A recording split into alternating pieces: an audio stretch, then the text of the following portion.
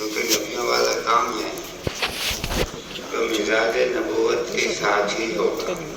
تو حضور پاک صلی اللہ علیہ وسلم نے اپنے زمانے میں کام کیسے کیا اور صحابہ سے کام کیسے کروایا، اسی کو سامنے رکھتا مولانا الیاس صاحب رحمۃ اللہ علیہ نے تمام کام امت کے سامنے بیان کیے. اور پھر حیات الصحابہ لکھ کر مولانا یوسف صاحب رحمۃ اللہ علیہ نے کام کے تمام اعمال کو سیرت سے امت کے سامنے پیش کر دیا کہ یہ ذہن کی پیداوار چند لوگوں کے بیٹھ کر مشورہ کر کے کچھ امور اور کچھ چیزیں بنائی ہوئی چیز نہیں ہے، بلکہ یہ وہ چیزیں ہیں جس کا تعلق براہ راست نبیوں والے کام سے ہے. حیات الصحابہ اکرام نے پوری امت کو کام پورا سمجھا دیا کہ یہ ہمارے کام کے یہ اعمال ہیں اور یہ تمام کے تمام اعمال سیرت میں ہیں. اس میں ایک عمل جو ہے وہ کارگزاری ہے.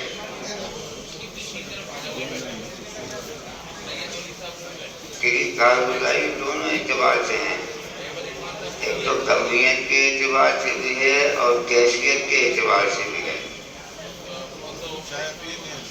ایک تو یہ چیز پتہ چلیں کہ یہ ہمارے منزل کام میں کیا ہے، ہم کو کام کہاں تک لے کر پہنچنا ہے، کہاں تک جانا ہے، کام کیا ہے. یہ کارگزاری یہ بتلاتی ہے کہ یہ منزل تو ہماری وہ ہے، ہم اتنے سالوں میں اتنی محنت کے نتیجے میں کہاں تک پہنچے، کتنا سفر ہم نے طے کیا، کتنی منزل ہم نے طے کی اور باقی کتنی ہیں.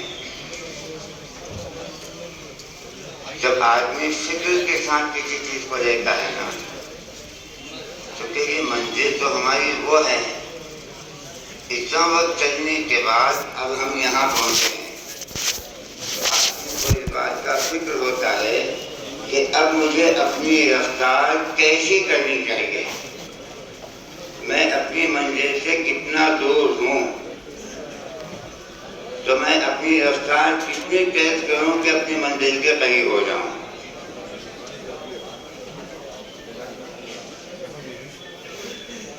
تو ایک تو یہ کہ ہماری منزل کیا ہے اور کارگزاری کے راستے سے پتہ یہ چلتا ہے کہ ہم کہاں تک پہنچے ہیں. اب ہمیں کس رفتار کے ساتھ، کن عزائم کے ساتھ، کن جذبوں کے ساتھ اب آگے بڑھنا ہے.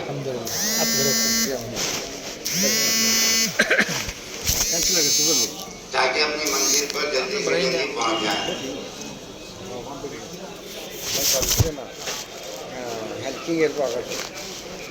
اس سے بڑھیا کوئی لیکن دو چیزیں پتہ چلتی ہے.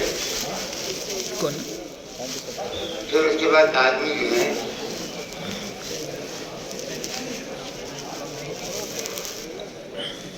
کہ مجھے اب اپنے بارے میں فیصلے کرنے ہیں کہ کس جذبے کے ساتھ اور کس رفتار کے ساتھ میں چلوں. ایک تو کمیت کے اعتبار سے کارگزاری ہے، دوسری کیفیت کے اعتبار سے بھی ہوتی ہے کہ یہ کام کس طریقے سے کیا گیا. کام تو بہت ہوا لیکن جس مزاج کے ساتھ کہا گیا تھا، کارگزاری میں یہ بھی آتا ہے کہ اس طریقے سے اس مزاج کے ساتھ کیا یا اس سے ہٹ کر کیا. اگر اس طریقے سے اس مزاج کے ساتھ کیا ہے تو پھر یہ کام اپنا نفع بتائے گا، اپنی طاقت اور اپنا اثر بتائے گا. کیونکہ کام کے ہر عمل میں اللہ نے طاقت رکھی ہے اور کام کے ہر عمل میں اللہ نے اثر رکھا ہے.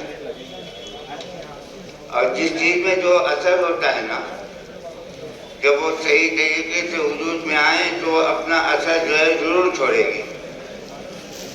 نفع کی چیز کا اپنا ایک اثر ہوتا ہے، نقصان کی چیز کا اپنا ایک اثر ہوتا ہے. کہ یہ دوا کا ایک اثر ہے اپنا، جب اس کو صحیح ڈھنگ سے کیا جائے گا تو دوا اپنا اثر بنتا ہے. ایسے نقصان کی چیزوں کا بھی ایک اثر ہوتا ہے. جب اس کو اختیار کیا جائے گا تو نقصان بھی ہوگا. تو ہمارے کام کا کوئی عمل ایسا نہیں ہے جس کا کوئی اثر نہ ہو, جس میں کوئی طاقت نہ ہو. اتنی بڑی طاقت ہے کہ یہ دنیا میں حق کو غالب کرواتا ہے. اس کام کے آپ کے تحت غالب ہوتا ہے. اتنی طاقت ہے اس کام کے اندر. تو کس کیفیت کے ساتھ ہوا کہ جس مزاج کے ساتھ کرنا چاہیے تھا, جس طریقے کے ساتھ کرنا چاہیے تھا, اس طریقے کے ساتھ ہوا تو پھر بشارت ہے. نتیجہ اس کا کیا آیا وہ نہیں کہ یہ کام صحیح ڈھنگ سے ہو گیا, بلکہ اللہ کے نزدیک قبول ہو گیا. اب جب کام قبول ہو گیا تو جس نے صحیح ڈھنگ سے کام کیا وہ تو قبول ہو گیا. جیسے سیرت میں آتا ہے کہ حضور پاک صلی اللہ علیہ وسلم سفر میں ہیں اور ایک جگہ وادی میں آپ بیان کر رہے ہیں رات کو سے کہ یہ دونوں پہاڑ ہیں, اس کے بیچ میں یہ گھاٹی ہے. کوئی ایسا ہو جو چوکیداری کرے کہ گھاٹی سے کچھ خطرہ ہے, اندیشہ ہے کہ یہاں سے کوئی نقصان نہ پہنچائے. کون کرے گا کہ یہ تعلیم کرے گا, میں کروں گا.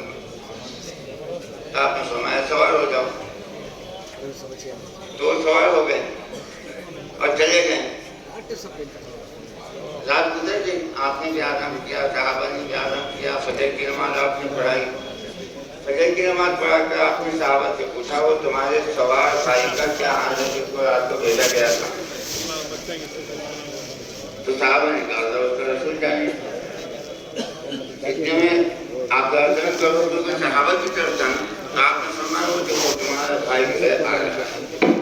صحابہ نے پیچھے ان کا دیکھا تو گرد اڑ رہی ہے, یعنی گھوڑے کے دوڑنے پر گرد اڑتی ہے نا, گرد اڑ رہی ہے. تو وہ صحابی گھوڑا دوڑا کے آئے اور آ کر اس کے پاس جاتے ہیں, ان کے پاس گھوڑا کھڑا کیا اور اتر گئے. آپ نے سب سے پہلا سوال یہ کیا کہ گھوڑے کے ہوتے ہیں کیونکہ آپ نے رات کو سوار کروایا ہے نا کہ سوار ہو جاؤ. یعنی سوار رہنا ہے اور چوکنا رہنا ہے. جب سوار رہیں گے کیونکہ مستقل جو ہے وہ چوکیداری پوری کرنے سے چوکیداری کی جماعت ہم لوگ بھی بناتے ہیں اپنی جماعت وغیرہ یہ ترتیب کے چینج کر کے وہ پنڈال کے اطراف میں چلتے رہنا, مسجد کے صحن میں چلتے رہنا, مسجد کے درمیان یہ ملک سے ہر اسٹیٹ کی ذمہ دار آگی انہوں کو معلوم نہیں. صبح فرسٹ سے بات کر رہے ہیں ونمبڑی والے. تو پہلا سوال آپ نے یہ پوچھا کہ گھوڑے سے اترے گئے بل سب کے تو میں نے کہا کہ نہیں صبح کی بات کر رہے ہیں. ہاں ونمبڑی والے سزائے حاجت کے لیے کیونکہ وہ تو حاجت پوری کرنی ہے اور نماز کے لیے. ابھی وہ کیفیت بیان کرتے ہیں کہ جیسے کام کہا گیا تھا ایسے پورا ہوا. وضاحت کرنا جیسے کام دلی والے کہا گیا تھا ایسے پورا ہوا. تو حضور پاک صلی اللہ علیہ وسلم نے فرمایا کہ تمہاری اس رات کی چوکیداری نے تم کو اس مقام تک پہنچا دیا کہ تم پر جنت واجب ہو گئی. عمل کیا ہے کہ یہ ایک رات کی چوکیداری. اور حضور کا سوال کیا ہے کہ کیفیت کا سوال ہے کہ جو کام جیسے دیا گیا تھا ایسے کیا جائے.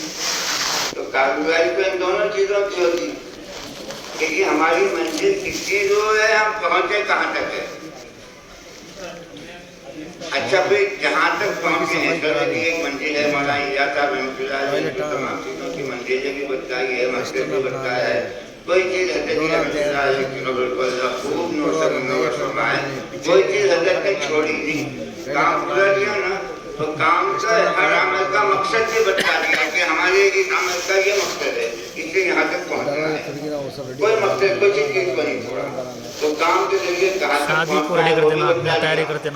اب کاروباری میں یہ بات سامنے آئے گی کہ ہم پہنچے کہاں تک ہے. پورے بدلیں سے آنا پھر دوسرے یہ کہ جہاں جو منزل ہے نا وہاں تک پہنچنے کے لیے اکیلا آدمی تو نہیں پہنچے گا نا, سب امت پوری مل کر پہنچے گی, اجتماعی طور سے پہنچے گی. تو دیکھیے ہم جتنے دور ہیں اور منزل ہم سے جتنے دور ہے, اس وقت ہمارے پاس کتنی استعداد ہے کہ ہم کس تیزی کے ساتھ اس کو پورا کر کے منزل کے قریب تک پہنچ سکتے ہیں. اتنی استعداد ہے. اگر اتنا پورا سرمایہ لگا کر وہاں تک پہنچنے کی کوشش نہیں کی گئی تو جو استعداد تھی کہ وہ خراب ہو جائے گی. صادق بھائی ختم ہوتا ہے. صادق بھائی ختم ہوتا ہے. سمجھ میں آتی ہے کہ جی اتنی استعداد ہے. اتنا ہم نے جو ہے لگایا ہوا ہے, اتنا ہم نے ٹھیکا لگایا ہوا ہے, اتنا ہم نے تنگی لگایا ہوا ہے. پہلے بھی تھے موٹے لیکن اتنی استعداد ہے ہمارے پاس, اتنا سرمایہ ہے. پورا باڈی موٹی ہوئی. اب کیونکہ کام کو تجارت کی کہا نا حضرت تم حضرت جاوا کہ تجارت کی ہے, تو جتنا سرمایہ لگا ہے اتنا سرمایہ لگانے کے بعد کتنا نفع آنا چاہیے. اس لیے بھائی کارگزاری ہے تو سب نیت کریں کارگزاری. ایک تو غور و فکر سے سنیں گے بھی, اور اس کے بعد جتنی منزل ابھی ہماری دور ہے جو باقی ہے اس کے لیے وہ وعدائیں بھی کرو گے, کریں گے انشاءاللہ.